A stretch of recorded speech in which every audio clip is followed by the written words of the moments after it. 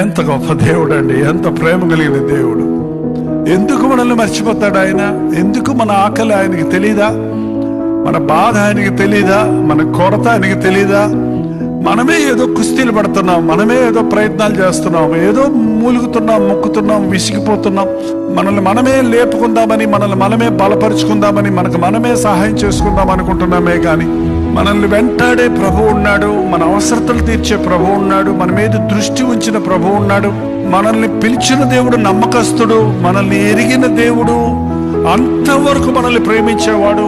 ఆయన మరణించి పునరుద్ధానుడు అయినా కూడా ఈ రోజు కూడా దేవుని సన్నిధిని మనం అనుభవించినట్లు, అనాథలుగా నేను మిమ్మల్ని విడిచిపెట్టనని పరిశుద్ధాత్మను మనకు ఆదరణకర్తగా ఇచ్చి ఉన్నాడు. కానీ ఎంతమంది ఈ రోజున క్రైస్తవులు అనబడిన వారు ఎదుర్కొంటున్న సమస్యలను బట్టి పాత మనస్సుకి, పాత జీవితానికి, పాత బ్రతుకి వెళ్ళిపోతున్నారు. వద్దు, పిలుస్తున్నాడు ప్రభు.